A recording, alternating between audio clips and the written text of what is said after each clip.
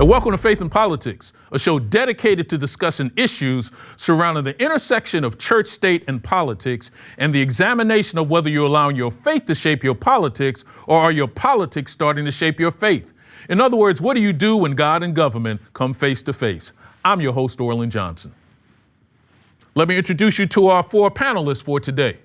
First, we have Mr. Rashawn Baker, who's the president and CEO of the Baker Strategy Group and a University of Maryland professor of public policy.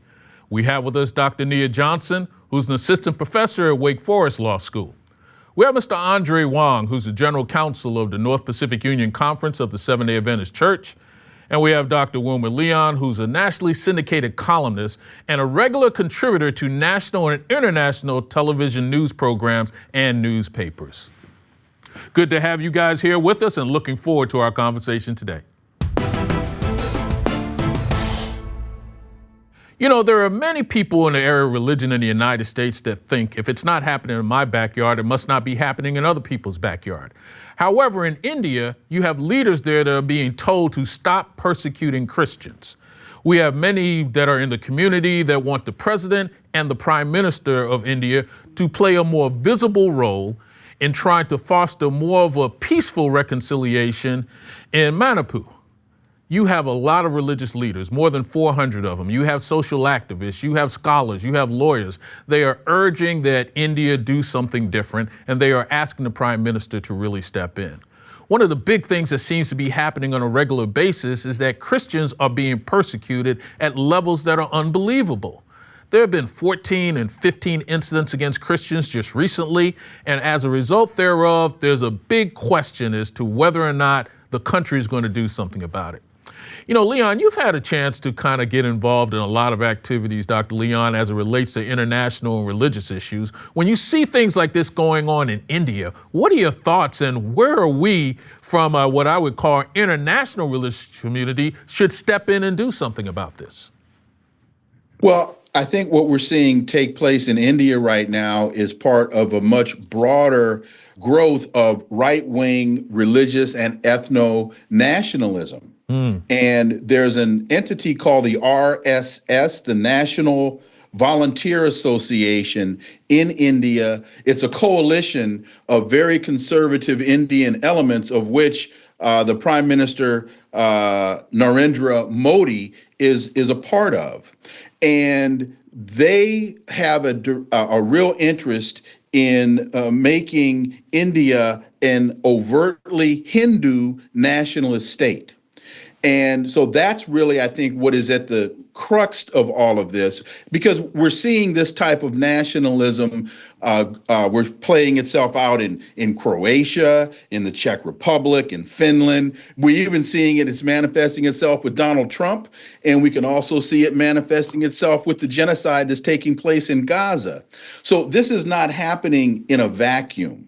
And I think from a historic context, as it relates to India, you also have to throw in the caste system, because when Christianity came into India, they gravitated towards the Dalits, or the untouchables.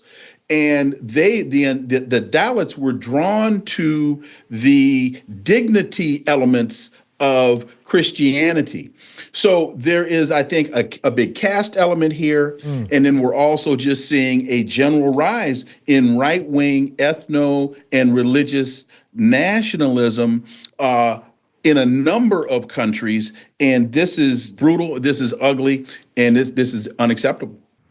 You know, Nia, when you see these type of activities and you wonder, how do we look at this from a quote unquote Christian standpoint? Some would say in the United States, it's almost like a Christian nationalist view. I mean, the mere fact that Pakistan and India separated primarily over religious issues, it's just one of those things where basically there's not a whole lot we can do. This is just how the world is today.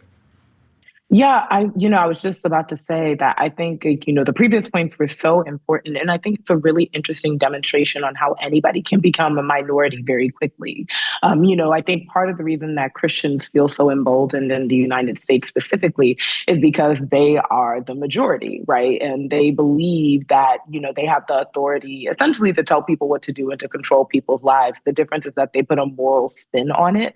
I mean, this is not something new, right? Like, even some of the earliest origins of Christianity in the United States were used to separate who was enslaved from who was not enslaved, right? Like those were the initial points of division as a justification for the bondage of Black Americans in the United States. And so I think there's something to be said about seeing it in reverse abroad and being able to, as wisely said, understand the parallels and understand what this is really about. And, I think it's a really important call to action, I think, for many of our viewers to understand that nationalism and religious nationalism can come in a number of different forms, and it can become very dangerous really quickly. And that's why due process and many of these other things are so important, because at any given moment, it could be you. I think many Christians in the United States are just comfortable and they don't believe it would ever happen to them. But Rasharon, how do you try to work yourself into understanding, should this be an outcry from an international community? That's getting to be the tricky part, that who has the ability sometimes to even come to the table with clean hands to have these type of conversations? Or is it more, it's just a laissez-faire? You have to let countries be who they are based on what their culture may be at that moment. No, I think you hit it right on the head. And that is, who can come to the table with clean hands? As Dr. Johnson just said, you talk about the United States and the way that we act in this global world. At home, we act as a Christian nation persecuting, and even a Christian far-right nation for that matter. And then we see stuff happening in India or China and other places, and we're appalled. But in this global community that we live in, we're seeing these nationalists, as Wilmer said, these nationalist fevers go back. People see the world getting smaller, and then they want to go back to the way it was. And they start persecuting those who are others who weren't there at the beginning of what they see. And I think that what we have to do as a nation is be a leader in this, along with other nations, to say, it might be, somebody else on this, and it might be Hindus in the United States or Muslims, but in other places, it's going to be Christians. So how do we lead the effort to make sure this doesn't happen around the globe? Andre, this is kind of like the whole concept of, and then they came for me. I didn't stand up for anybody, and then they came for me. There was a time where you would say, well, maybe the United States was the best, I would call maybe referee in the neighborhood, because we are supposed to be a place that's open to all religions. Have we gotten to a point now where there's no one who can really play the role of referee? Yeah, and Nia said her words were perfect. Nationalism, and particularly religious nationalism, comes in many forms. And, as we look at countries around the world, we do have to be sensitive to particular cultures and environments and religious beliefs and doctrines and tenets. When all these are at play, and these are cultures that perhaps we have no knowledge about, and how can we be a referee? How can we be a mediator when we don't know the rules of engagement in India or China? We all understand what we want, right? But how do we encourage it, acknowledge it, and mediate it? That's the big question. So I don't know. Again, you use the words, clean hands. How does anyone have clean hands when it comes to this issue? Well, if you don't mind, I would love to jump in on Andre's point to talk about, how do you come in with clean hands? And some of this is actually admitted when you're actually perpetuating the issue, right? It's easier to take a stand for something when you acknowledge that you engage in the harmful activity yourselves. This actually could be a really interesting opportunity for the Trump administration, right? If you really do care about Christians being persecuted in India, this may be a really good time to shore up due process for religious groups within the United States, right? Like, you have to see yourself. Otherwise, you're just the pot calling the kettle black. And this is exactly what happened during the civil rights movement, too, from a foreign policy standpoint, right? When foreign governments to the United States consider themselves to be at odds with, they were saying, how in the world can the United States tell us to be a legitimate democracy when they have an entire underclass that's agitating for their rights? And so this could be an opportunity for global unity and to be a leader in the space rather than just wielding a hammer. But it would require actual integrity, from our legal systems and governments to even have a say in this issue without people essentially laughing at us and thinking we're a joke. Well, you also, you can't be selective in your morality. You can't be selective in your ire. So on the one hand, you can't call Narendra Modi and say, stop persecuting Christians, when you sit idly by and say nothing about Palestinians in Gaza, when in fact you're not only funding it, but you're providing the coordination. You're doing so much in that regard. So that's a huge place where the United States has a real issue, is or deporting deporting individuals with to your point, Nia, without due process. You can't be selective in your ire and you can't be selective in your morality, or else you're immoral. Right. And I think just to add to that, I mean, the difference now between the time that we live in the 1960s is the global economy wasn't so tied together as it is now. And so you have, things that will go on in other nations, including ours in the United States, that are offensive to people outside of us. But we're dealing with each other in trade and other things. And so we have to play a role in what's going on, whether it's China, India, the United States, Israel, because we're dealing in the commerce there. And so is it right? And I think that's where you come in and say, okay, how do we make sure that we as a nation or some other nation steps in and says, we have clean hands, we understand what we've done in our own country and how we're persecuted, and that has to change. But Andre, it seems like this is more about culture than anything else. I mean, the idea is that we can kind of look at religious organizations, we can look at religious beliefs, but even the same religion overlaid over different cultures can look very different. And so the idea of how do you juxtapose the idea of we've got certain tenets, but those tenets still have to fit within the culture in some form or fashion. And that makes it so difficult for any independent body to really come in and get involved.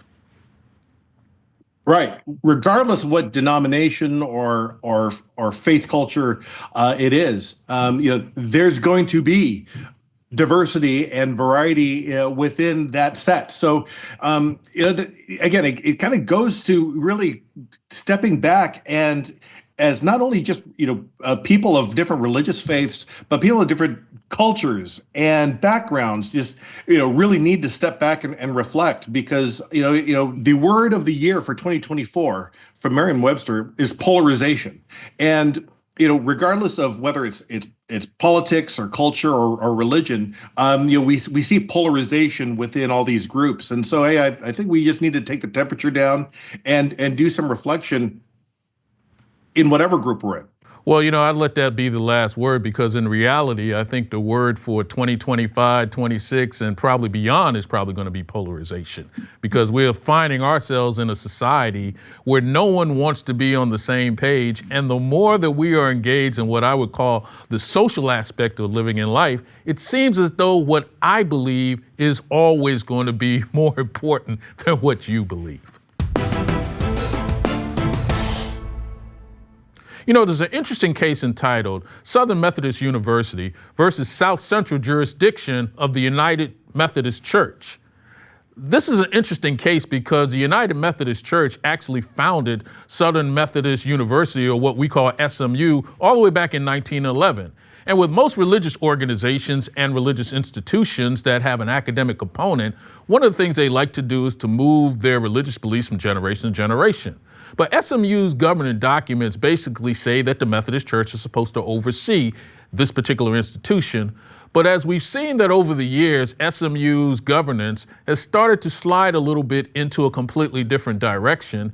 And I would even gather to say that there are many people, when they think about SMU, do not think about church from a religious standpoint connected to this institution in any way.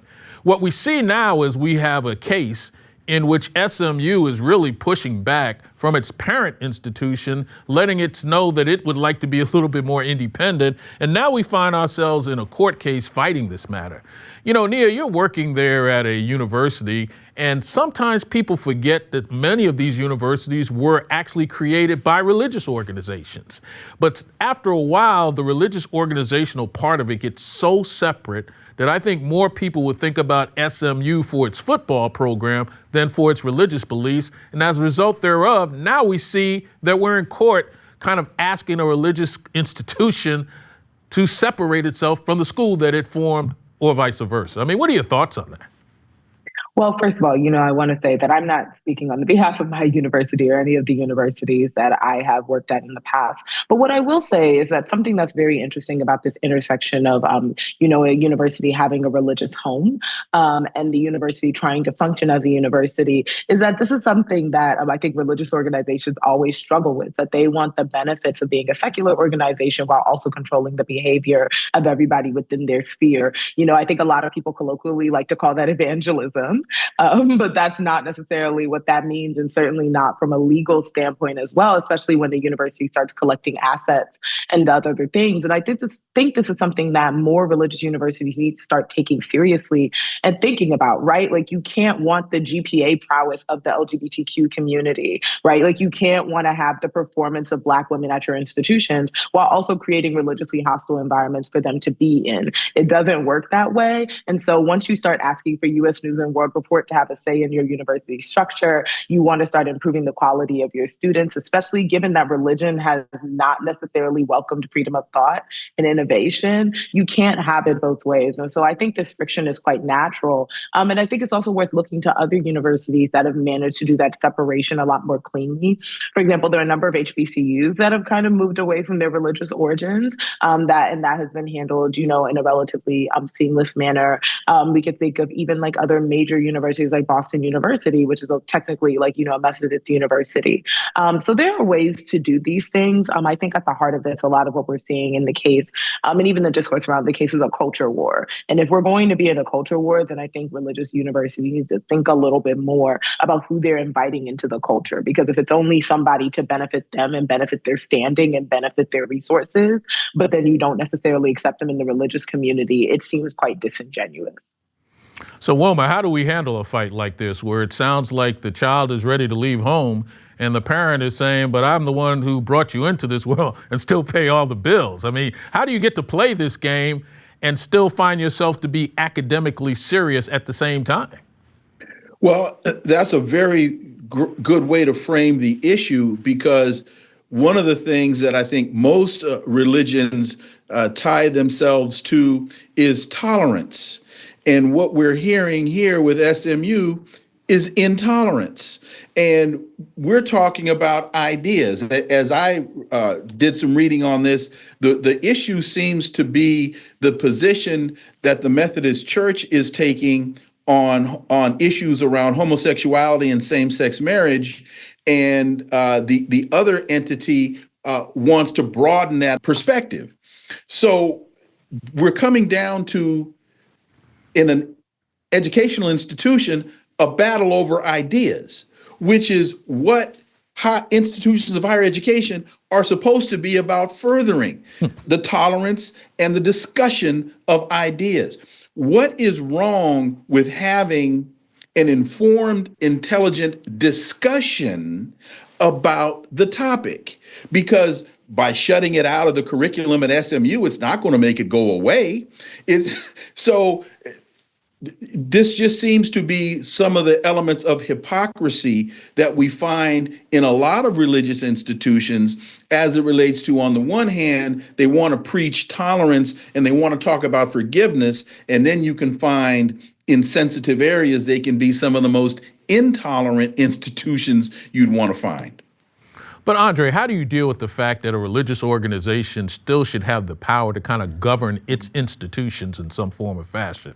I mean, generally you're trying to say, I'd like to operate within my own sphere, but then the flip side of this is that, well, but there are a lot of government activities, financing, student loans, research dollars that come into play. And I know most will say, well, listen, as a religious group, let's just walk away from that. But how many people are sending their children to schools that don't have these type of things available from a religious standpoint? Probably very little. So that's where the rubber meets the road. And how do we deal with this? Right. So I serve as general counsel for the Northwest region of the Seventh-day Adventist Church. We have a university that is owned and operated by the Seventh-day Adventist Church in our territory.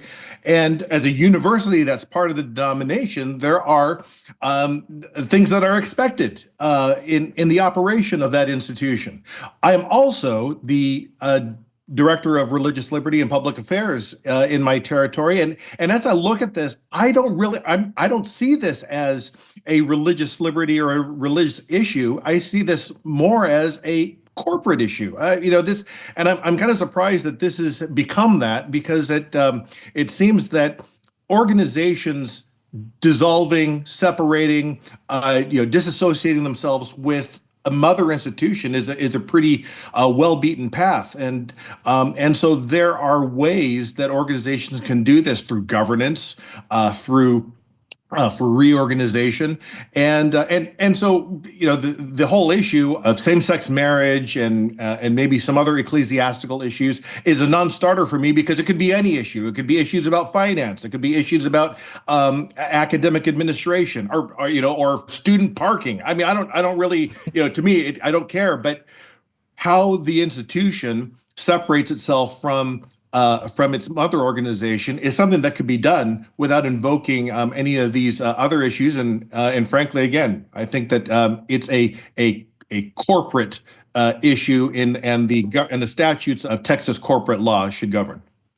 Well, Rashawn, that's kind of begs the question as to, do you go down this road because you think that the courts where you are may sympathize more from a religious liberty standpoint as opposed to a corporate governance issue? Or are we just simply doing some forum shopping here, hoping to get the answer that you want? But then on the flip side of it, the actual name of the institution kind of says who they're connected to. So that in and of itself is what draws the confusion here. I found this case very interesting because my son just got recruited, or was being recruited, by SMU, which of course he didn't know what SMU was.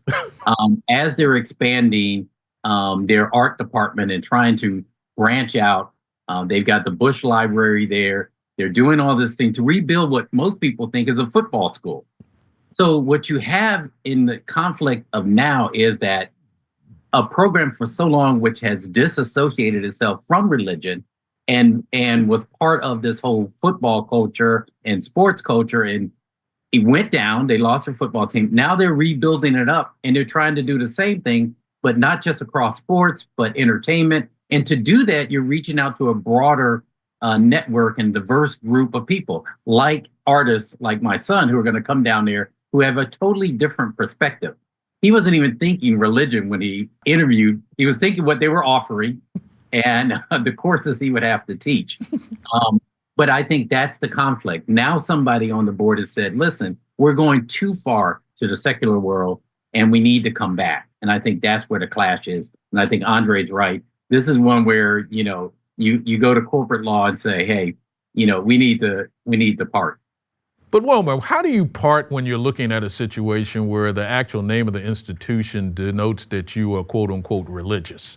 It almost seems like in order to really part, there's going to have to be a whole lot more than changing the governance here. If at the end of the day, Catholic University is no longer Catholic, then it almost seems like it's confusing people even more as to what do you stand for? Where do you want to go in the future? But even more importantly, it begs the question, well, should you be a religious institution and spending so much time in academia from a research standpoint? Or maybe you should be more of what I would call liberal arts and religion. Should it be watered down in some way that maybe if this is what your primary goal is, there's some areas maybe you just don't need to play in from a university perspective?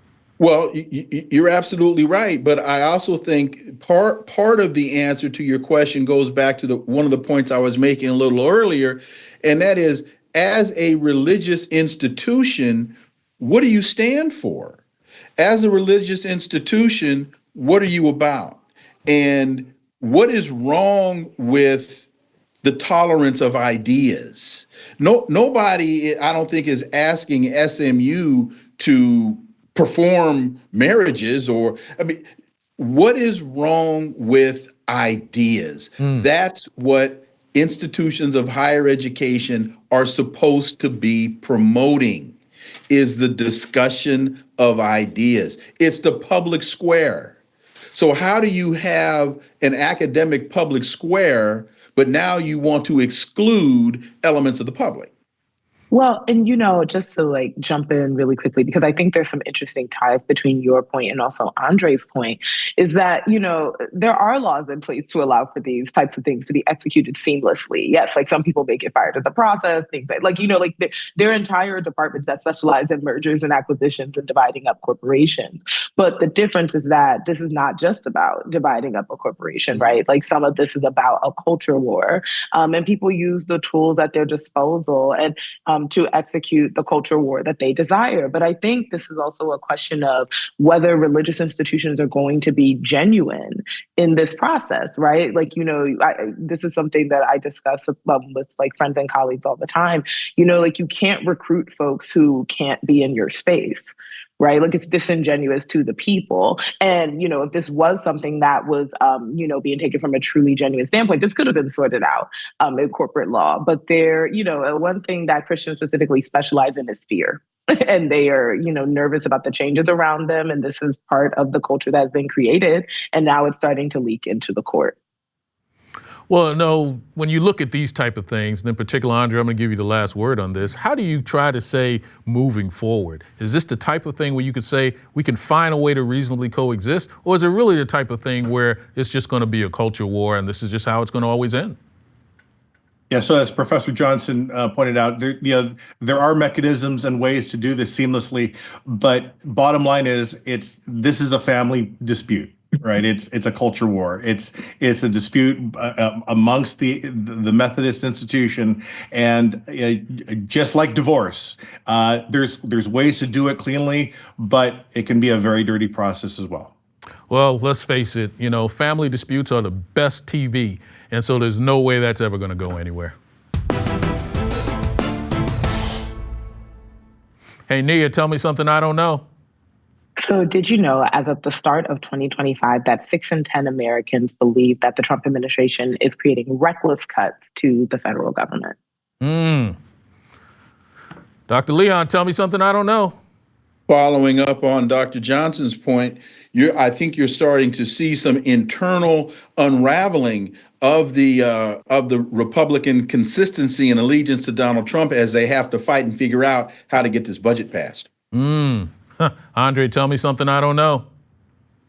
SMU football has one Heisman Trophy winner in its record books. Doak Walker won the trophy in 1948. Rashard, tell me something I don't know. Since we were talking about India, did you know that I keep a picture of me standing before Gandhi's memorial on my desk? And I have it right here that you can't see. Didn't know that at all. Listen, thanks for our conversation today. It was really enlightening. Looking to do it again soon. And thank you again for being here with us. Hope you enjoyed our conversation. Just remember, if it's about God and government, it's faith and politics. See you next time.